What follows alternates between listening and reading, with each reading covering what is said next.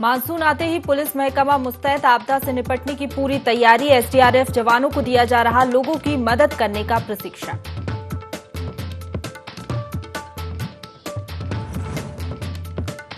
चमोली जिला अधिकारी पहुंचे हेमकुंड साहिब, यात्रा व्यवस्थाओं का लिया जायजा। अधिकारियों को दिए यात्रा मार्ग सुधारीकरण और अन्य निर्माण के निर्देश।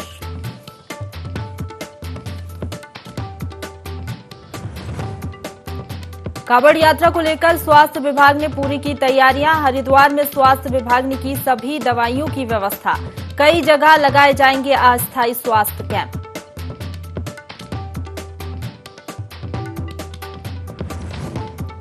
गदरपुर में बीएलओ को दिया जा रहा प्रशिक्षण। डाटा एंट्री के साथ दी जा रही सूची सुधार की जानकारी।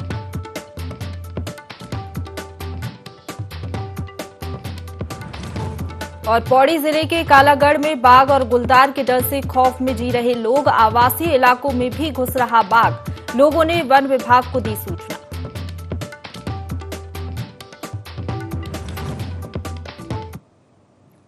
नमस्कार, देवभूमि लाइव में आप सभी का स्वागत है। आपके साथ मैं हूं प्रशंसा। बुलेटिन की शुरुआत करेंगे खबरों से, जहां देश भर में आध्यात्मिक और सांस्कृतिक जागरूकता के लिए शुक्राना फाउंडेशन तिरंगा यात्रा निकालने जा रहा है, जिसका शुभारंभ ऋषिकेश से सटे शिवपुरी में गंगा तट से हुआ। इस पर कैबिनेट मंत्री प्रेमचंद अग्रवाल ने फाउंडेशन के प्रयासों की सराहना करते हुए सफल यात्रा की शुभकामनाएं दी। शुभारंभ के मौके पर यात्रा में शामिल प्रवासी भारतीयों के साथ ही अलग अलग राज्यों से आए करीब 100 से ज्यादा लोगों ने गंगा तट पर साफ सफाई की। शुक्राना फाउंडेशन की तिरंगा यात्रा कश्मीर समेत देश के कई राज्यों से होकर गुजरने वाली है।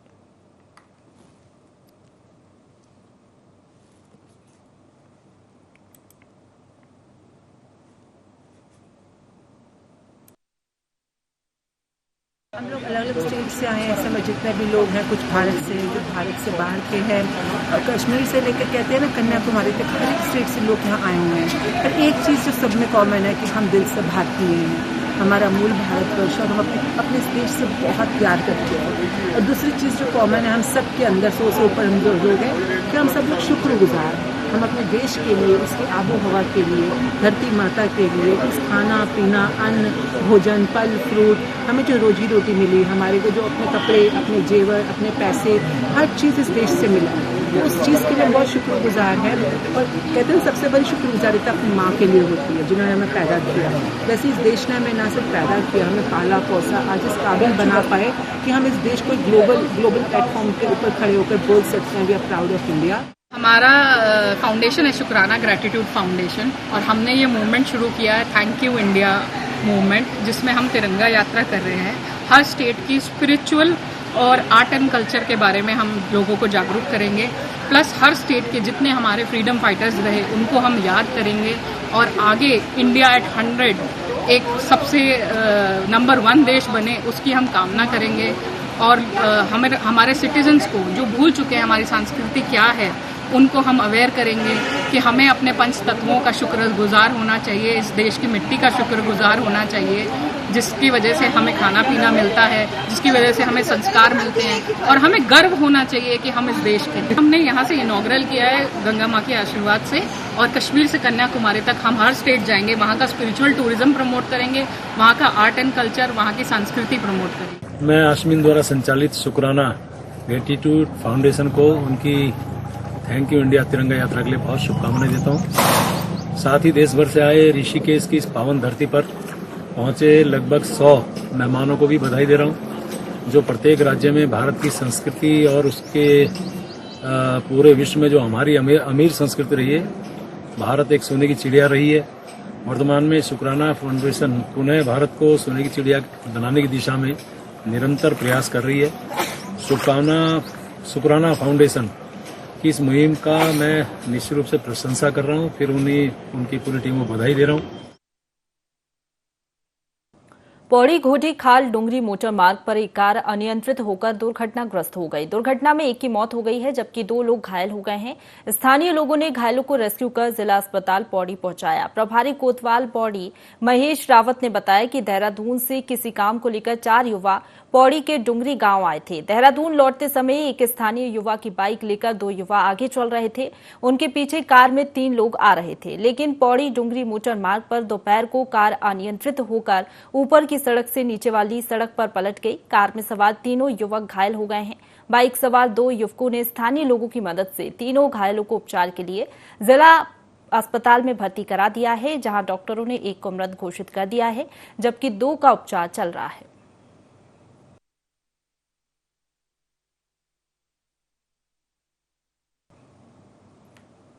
रामनगर में जिला अधिकारी धीरज सिंह गर्व्याल ने तहसील सभागार में जनता दरबार लगाया, जिसमें 40 फरियादी अपनी शिकायत लेकर दरबार पहुंचे। ज्यादातर लोग बिजली, पानी और पेंशन जैसी समस्याएं लेकर पहुंचे थे।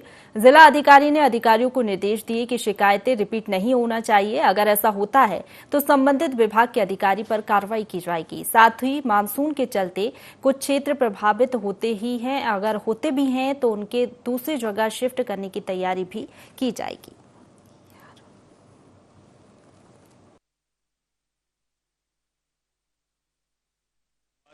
जिन लोगों को मिल सकता था लीगली उन लोगों को दे दिया गया। आने वाले सत्र में जो या इस वित्तीय वर्ष में तो उस एरिया में जो फ्लोरिकल्चर में काम कर रहे हैं उन लोगों के लिए हम रेफरल बैन वगैरह इनको देंगे।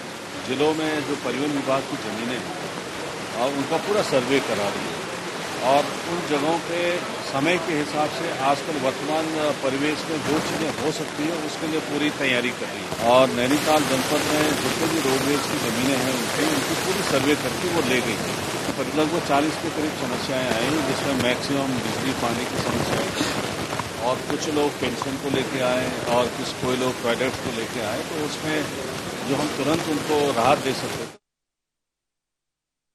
मानसून का समय करीब आते ही पुलिस महकमा भी मुस्तैद हो गया है। मानसून के समय होने वाली प्राकृतिक आपदाओं से निपटने आपदा मित्र भी बनाए गए हैं, जिन्हें आपदा के दौरान अपने क्षेत्र में मदद पहुंचाने के साथ बचाव कार्य करने का प्रशिक्षण दिया गया है। वहीं आपदा के दौरान पुलिस के साथ सहयोग करने में महत्वपूर्ण भूमिका निभाने वाले अर्धसैनिक बलों, आईटीबीपी और एसएसबी के साथ बैठक कर राहत बचाव कार्य करने पर रणनीति भी तैयार कर ली गई है। लोकेश्वर सिंह पुलिस अधीक्षक ने बताया कि 25 जून के बाद मानसून हमारे राज्य में आ जाता है। मानसून की तैयारियों के संबंध में हम लोगों ने मार्च से ही तैयारियां शुरू कर दी थी। जितने भी हमारे इक्विपमेंट या रिसोर्स होते हैं उनका ऑडिट कर लिया था। जो उपकरण थे उनको ठीक करवाया गया है। एसडीआरएफ और एनडीआरएफ ने भी अनुदान की मांग की थी, जो हमें प्राप्त हो गया है, जिसमें हमने नए उपकरण खरीद रखे हैं। 2 टीम एसडीआरएफ की और 1 टीम एनडीआरएफ की हमारे जनपद में मौजूद है। आईटीबीपी और एसएसबी के साथ भी मीटिंग हो चुकी है। उन लोगों के साथ भी हमारा समन्वय रहता है।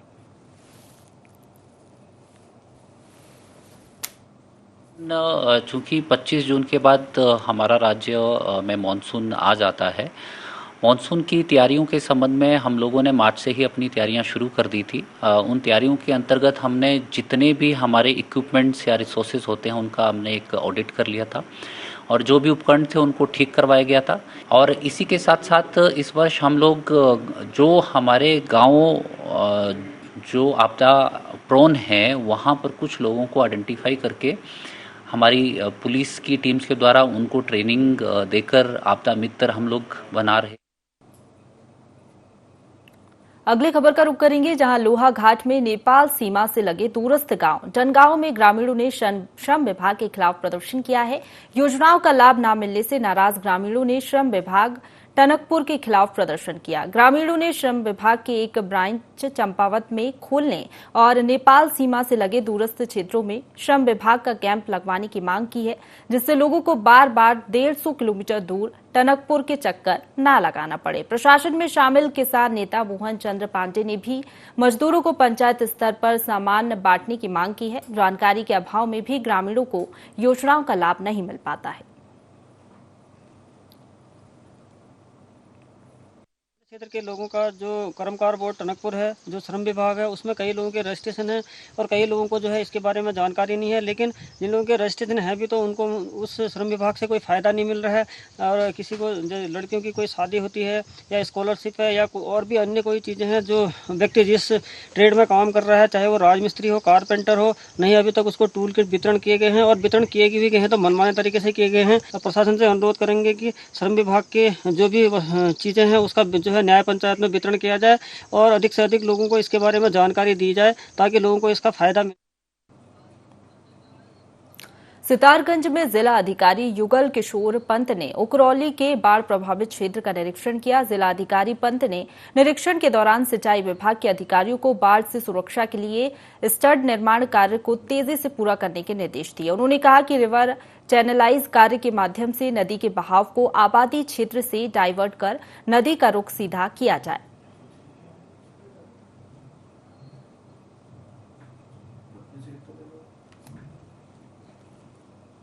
ज्यादा जानकारी के साथ हमारे साथ संवाददाता तनवीर फोन लाइन पर जुड़ गए हैं। तनवीर, जिलाधिकारी ने बाढ़ प्रभावित क्षेत्र का निरीक्षण किया, क्या कुछ निर्देश इस दौरान दिए गए हैं? देखिए, हम आपको बता दें कि सितारगंज में पिछले दिनों एक पहाड़ से जो लगातार मूसलाधार बारिश हो रही थी, पहाड़ से जो बारिश होते समय तो पानी का बहाव काफी तेज था और पानी कम था उसमें, जो कि 4 से 3 घर लमसम पानी की चपेट में आने का खतरा था।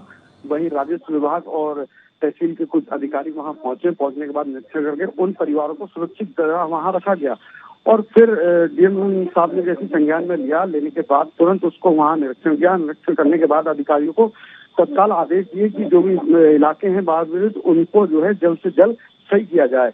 वहां पे देखा जाए तो क्या कहते हैं, राजस्व की टीम और सिंचाई विभाग की टीम भी वहां और कैनाल की भी लगातार लगी रही और डीएम साहब ने कई तमाम जगहों पे ऐसे सितारगंज में जो नदियां हैं उनका निरीक्षण करते हुए वहां नजर आए। जी चलिए, बहुत शुक्रिया आपका तनवीर, हमारे साथ जुड़ने के लिए और तमाम जानकारी साझा करने के लिए। जोशीमठ में जिला अधिकारी हिमांशु खुराना ने हेमकुंड साहिब तक यात्रा मार्ग का पैदल निरीक्षण कर यात्रा व्यवस्थाओं का जायजा लिया। इस दौरान जिला अधिकारी ने यात्रा मार्ग सुधारीकरण, रेन शेल्टर, घोड़ा पड़ाव निर्माण कार्यों सहित अन्य व्यवस्थाओं को लेकर अधिकारियों को जरूरी निर्देश दिए। इस दौरान जिला अधिकारी ने गुरुद्वारे में मत्था टेका और लोकपाल के दर्शन किए। वहीं हेलीपैड निर्माण कार्यों का निरीक्षण करते हुए जिला अधिकारी ने लोक निर्माण विभाग को निर्माण कार्यों में तेजी लाते हुए जल्द से जल्द कार्य पूर्ण करने के निर्देश दिए। हेमकुंड में यात्रियों की सुविधा के लिए करीब 220 लाख की लागत से हेलीपैड बनाया जा रहा है।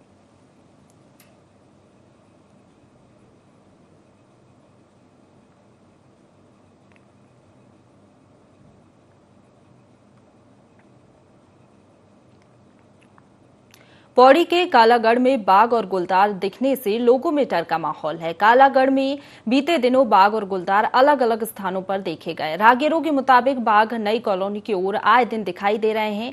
वहीं रेंजर राकेश भट्ट का कहना है कि गश्ती दलों को सतर्क कर दिया गया है और लोगों से सतर्क रहने को कहा गया है।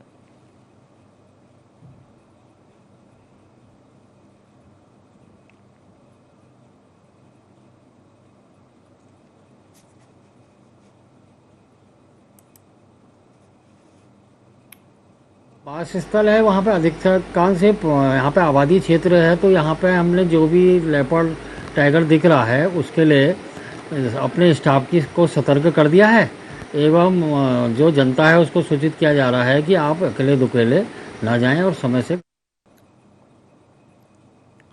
गदरपुर के तहसील सभागार में बीएलओ की बैठक आयोजित की गई। डाटा एंट्री ऑपरेटर नवीन सिंह ने बीएलओ को मतदाता सूची सुधार की जानकारी दी।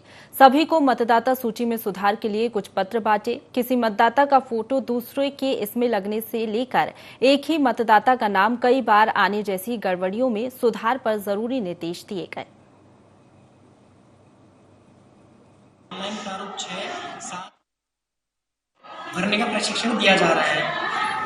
तो इसमें आज हमने विधानसभा 65 गदरपुर और विधानसभा 66 जो तहसील गदरपुर के अंतर्गत आती है उन सभी बीएलओ को हमने आज गरुड़ ऐप के माध्यम से ऑनलाइन प्रशिक्षण दे दिया है। थोड़ा सा हिंदी में, जैसे इंग्लिश में अगर टाइप कर दे रहे हैं तो उसको ऑटोमेटिक हिंदी है तो उसको वो बताया गया कि हिंदी में भी ये यहाँ से कीपैड चेंज करके वो चीज़ें सही हो सकती हैं, या जहाँ पर इंग्लिश में नाम सही है और हिंदी में वो ऑटोमेटिक गलत ले रहा है तो उसको भी बताया गया कि कैसे सही होना है। सितारगंज में पुलिस ने चीका घाट में चोरी की बाइक के साथ एक युवक को गिरफ्तार किया है। वहीं दूसरे साथी फरार हो गया है। पूछताछ करने पर आरोपी ने अपना नाम सतपाल बताया है। आरोपी ने 4 बाइक चोरी करना भी कबूल किया है। क्षेत्र अधिकारी ओम प्रकाश ने बताया कि आरोपी मोटरसाइकिल चोरी करके नेपाल ले जाते थे और नेपाल में ले जाकर उनको बेच दिया करते थे। फरार आरोपी की तलाश जारी है।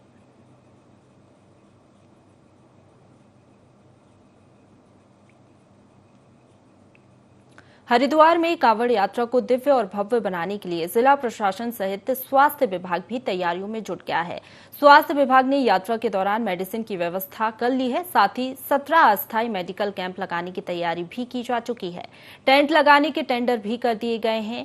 वहीं मुख्य चिकित्सा अधिकारी ने बताया कि टेंडर 20 से 25 लाख रुपए का है। फास्टेस्ट दवाइयों का टेंडर करीब 42 लाख का है, जिसे फाइनल कर दिया गया है।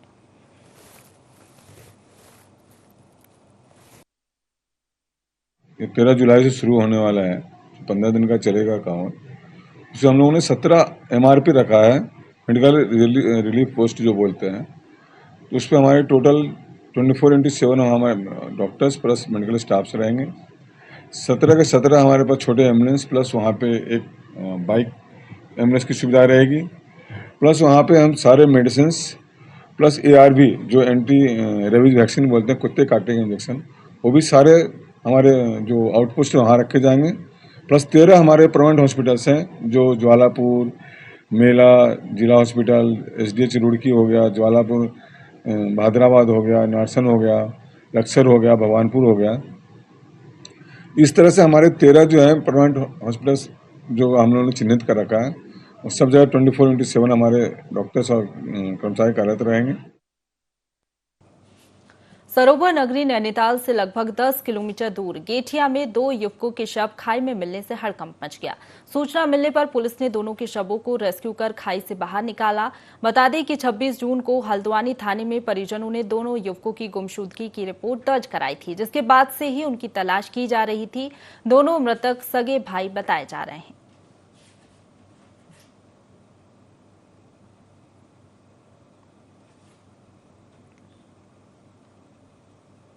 रुद्रप्रयाग जिला पंचायत में अध्यक्ष कुर्सी का बवाल अब थम गया है। अध्यक्ष के खिलाफ लाए गए अविश्वास प्रस्ताव पर मतदान हो गया है। अपर जिला जज कंवर अमनिंदर सिंह की मौजूदगी में हुए मतदान में सभी 16 सदस्यों ने पक्ष में मतदान किया। वहीं 4 लोग इसमें शामिल नहीं हुए। पंचायत में सभी सदस्य अध्यक्ष के फर्जी और काले कारनामों से परेशान थे।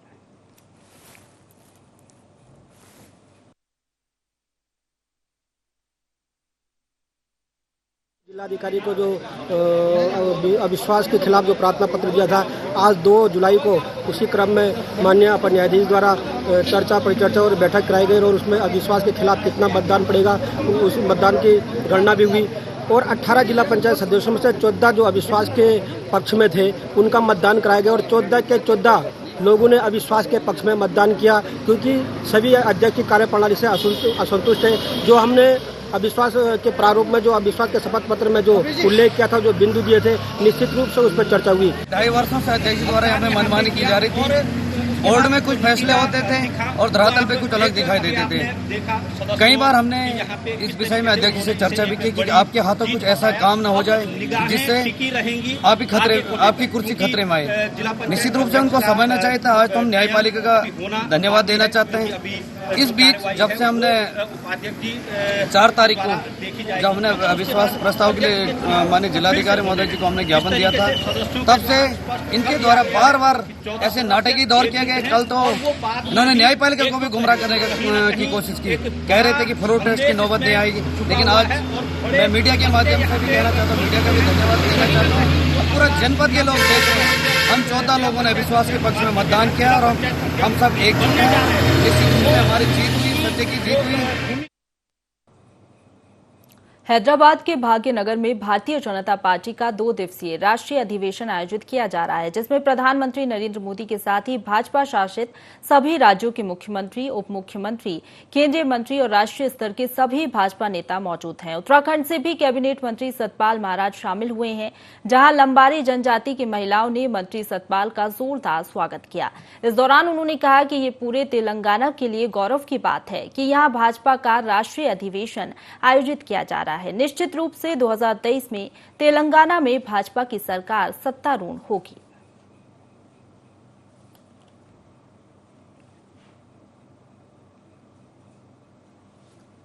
शिक्षा विभाग द्वारा आयोजित 2 दिवसीय चिंतन शिविर का समापन हो गया है। चिंतन शिविर के दूसरे दिन विभागीय मंत्री डॉक्टर धन सिंह रावत ने विभाग के सभी शिक्षकों और कार्मिकों को आचरण नियमावली का पालन करने को कहा। उन्होंने कहा कि शिक्षक पहले अपनी बात को विभाग के अंतर्गत उचित फोरम पर रखें। यदि कोई समाधान नहीं मिलता है तो उस स्थिति में शासन स्तर पर अपनी बात को रखें। उन्होंने कहा कि दिव्यांग व असक्षम शिक्षकों को BRS देने के लिए शीघ्र एक समिति गठित करने के निर्देश दिए गए हैं।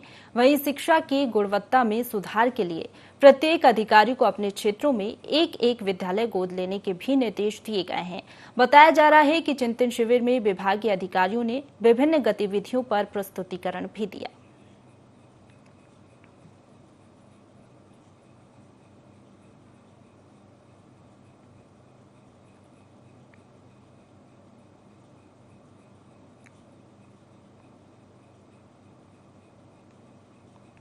हरिद्वार के सिडकुल पुलिस ने रोशनाबाद के बिजली घर के पास से 3 अभियुक्तों को गिरफ्तार किया है। पकड़े गए अभियुक्तों को चोरी की योजना बनाते हुए गिरफ्तार किया गया है।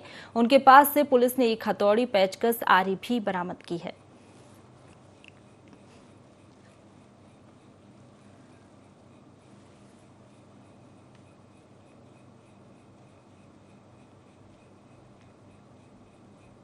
लोहाघाट में पंचेश्वर की काली नदी में डूबी नाबालिग लड़की की तलाश जारी है। नेपाल सीमा से लगे सिमलौदा गांव की रहने वाली नाबालिग नदी में नहाने गई थी। इस दौरान पैर फिसलने से हादसा हुआ है, जिसकी तलाश में राजस्व, पुलिस समेत ग्रामीण सभी जुटे हुए हैं।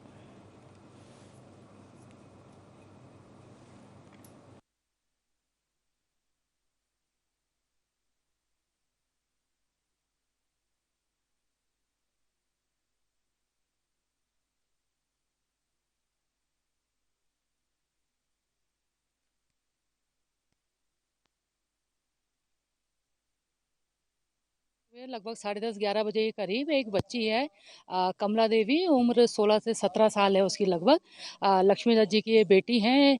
ये सुबह नहाने अपना नदी में गई थी तो उनका पांव फिसल गया और नदी में ये बह गई हैं। और इनकी ढूंढ खोज के लिए राजस्व पुलिस और हमारे तहसीलदार साहब, कोतवाल की पुलिस, SSB सभी टीमें लगातार इनकी खोजबीन कर रही हैं, पर अभी तक ये अभी रिकवर नहीं हुई है।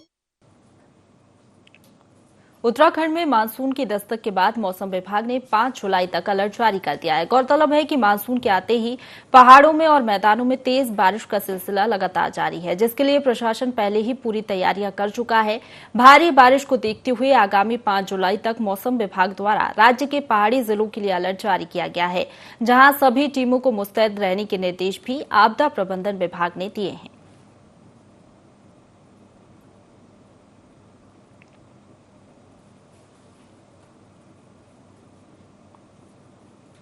इसी के साथ बुलेटिन में फिलहाल इतना ही। खबरों का सिलसिला लगातार जारी है, आप बने रहिए हमारे साथ।